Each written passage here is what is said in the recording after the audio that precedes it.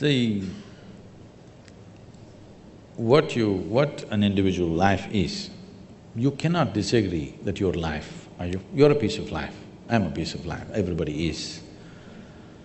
What kind of personalities we have acquired, what kind of likes and dislikes we have acquired, what kinds of gods and demons we have acquired, what kinds of other things we've acquired is a social process that's happened to us, cultural and social process. If you were born in a different part of the world, it would be entirely different. Depending upon what we are exposed to, these are impressions that we have taken in, phenomenal amount of impressions. Leaving that aside, let's look at one fundamental.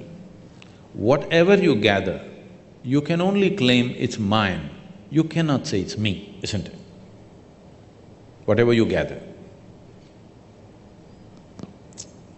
How do you mean? You mean your body? You say anything. I can say, this is my chair. If I sit here every day and then I say, this is me, then there's a problem.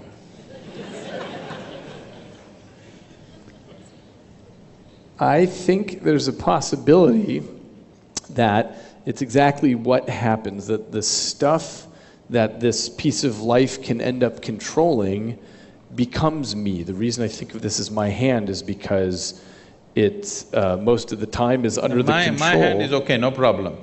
My hand is okay, me is the problem.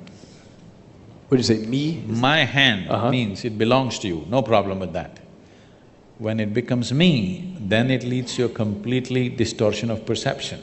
Okay, I think so. You're talking about identity, what you identify yourself as. See, the nature of the mind is such, it is looking for because human intellect and human intelligence has broken out of a certain bond which was there for every other creature, that they could function like an automated machine through certain instinctual process.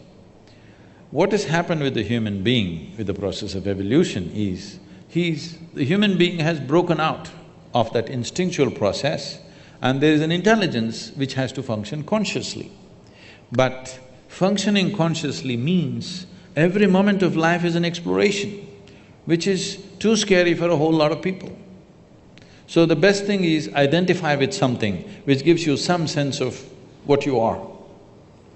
But this some sense of what you are, which you took on based on your social and cultural backgrounds, what you took on, makes sense for your survival process, but not for explorative process. It doesn't explore life, it keeps you sane.